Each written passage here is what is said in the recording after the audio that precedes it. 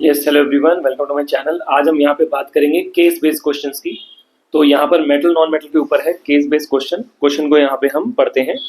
The metals produced by various reduction processes are not very pure. यानी जो metal produce होते हैं reduction process से वो प्योर नहीं होते। They contain impurities which must be remove to obtain pure metal. यानी इम्प्योरिटीज को रिमूव करना पड़ता है to obtain pure metals. The most widely use method for refining impure metal is electrolytic refining. यानी मेथड का नाम है इलेक्ट्रोलिटिक रिफाइनिंग। अब आते हैं क्वेश्चंस पे यहाँ पे। तो यहाँ पे देखते हैं फर्स्ट क्वेश्चन क्या कहता है। फर्स्ट क्वेश्चन हमारे पास कह रहा है what is the cathode and the anode made of in the refining of copper. तो देखो कॉपर का जो क्वेश्चन आता है यहाँ पर, कॉपर वाले में आपसे पूछा है कि एनोड पे क्या होगा और कैथोड पे क्या होगा। तो यहाँ पे हम इसका आंसर लिखते हैं। देखो क्या होता है, अगर हम डायग्राम बनाए तो यहाँ पे कुछ ऐसा डायग्राम बनता है। ये यहाँ पर एक तरफ हमारे पास इम्प्योर कॉपर होता है और इधर हमारे पास हमें यहाँ पे कॉपर को डिपॉजिट करना है और यहाँ पे सॉल्यूशन होता है। ऐसे कॉपर सल्फेट का सॉल्यूशन होता है। तो इस तरह मैं एक बार डायग्राम को दोबारा बनाता हूँ यहाँ पे। जैसे मान लो मैं डायग्राम बना रहा हूँ, ऐसे हमने डायग्राम बनाया। यहाँ पे हम लेंगे एनोड, ये आएगा एनोड और यहाँ पर एक थिन स्ट्रिप आएगी और इसको हम कनेक्ट करते हैं पॉजिटिव नेगेटिव। इस तरह हमने इसको कनेक्ट कर लिया, ये पॉजिटिव ये नेगेटिव। तो ये इधर वाला है एनोड और ये वाला है आपका, ये वाला होगा कैथोड, ये हो जाएगा कैथोड। और यहाँ पे जो सॉल्यूशन लिया हुआ है, यहाँ पे एक बीच में सॉल्यूशन लिया हुआ है, ये होता है कॉपर सल्फेट का सॉल्यूशन। ये कॉपर सल्फेट का सॉल्यूशन है। क्वेश्चन में क्या पूछा है, कैथोड पे क्या लेंगे। तो आंसर हम लिख देते हैं कि कैथोड पे क्या आएगा हमारे पास।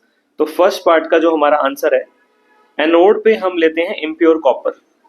एनोड पे आएगा हमारा इम्प्योर कॉपर, जिसको हमने प्योर करना है, वो इम्प्योर कॉपर आएगा एनोड पे। और कैथोड पे आएगा हमारा प्योर कॉपर, यानी thin strip of pure copper. ऐसे आ जाएगा आंसर हमारा। ये था फर्स्ट पार्ट का आंसर, ठीक है। अब सेकंड पार्ट कह रहा है name the solution used in the above process and right it's formula. अब सॉल्यूशन मैंने आपको क्या बताया, जो इलेक्ट्रोलाइट है, इलेक्ट्रोलाइट है एसिडिफाइड कॉपर सल्फेट सॉल्यूशन। तो सेकंड पार्ट का जो आंसर है, सेकंड पार्ट का हमारे पास आंसर हो जाएगा, सॉल्यूशन का नाम है acidified copper sulphate solution. Acidified copper sulphate solution, ये हमारा सॉल्यूशन का नाम है और इसका फॉर्मूला है CuSO4। ठीक है, ये हमारे पास इसका सेकंड पार्ट हो गया। बहुत इंपॉर्टेंट क्वेश्चन है ये। और थर्ड में कह रहा है आपका A part, how copper gets refined when electric current is passed in the electrolytic cell.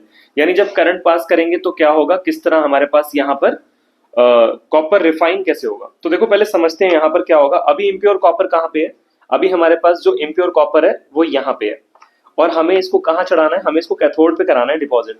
तो क्या होगा, जैसे इलेक्ट्रिसिटी पास करेंगे तो यहाँ से जो प्योर कॉपर है वो सॉल्यूशन में डिसॉल्व हो जाएगा और जितना ही कॉपर सॉल्यूशन में डिसॉल्व होगा उतना ही सॉल्यूशन से अब कैथोड के ऊपर डिपॉजिट होना स्टार्ट हो जाएगा।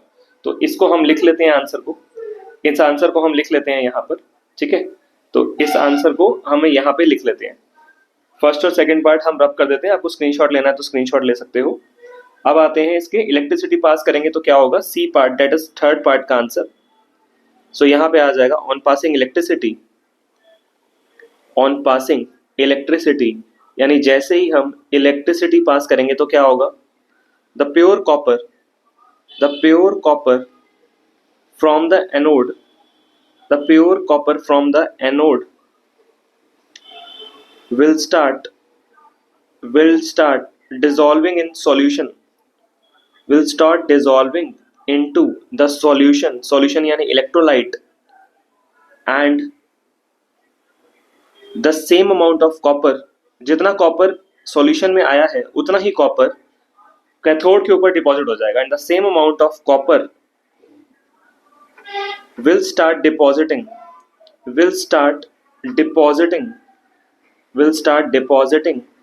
on cathode, ठीक है। और क्या होगा, इम्प्योरिटीज, जो सॉल्युबल इम्प्योरिटीज हैं वो सॉल्यूशन में चली जाएंगी और जो इनसॉल्युबल इम्प्योरिटीज हैं वो एनोड के नीचे इकट्ठी हो जाएंगी यहाँ पर in the form of anode mud. यहाँ बन जाएगा एनोड मड, यानी जो इम्प्योर जो भी हमारी इनसॉल्युबल इम्प्योरिटीज हैं वो एनोड के नीचे आ जाएंगी in the form of anode mud और जो भी सॉल्युबल इम्प्योरिटीज हैं वो सॉल्यूशन में आ जाएंगी, ठीक है। तो इस तरह ये पूरा हमने थर्ड पार्ट भी कर लिया। ठीक है, तो हमारे पास ये पूरा केस स्टडी था इलेक्ट्रोलाइटिक रिफाइनिंग ऑफ कॉपर के ऊपर। और वीडियोस के लिए आप चैनल को सब्सक्राइब करें। Thank you.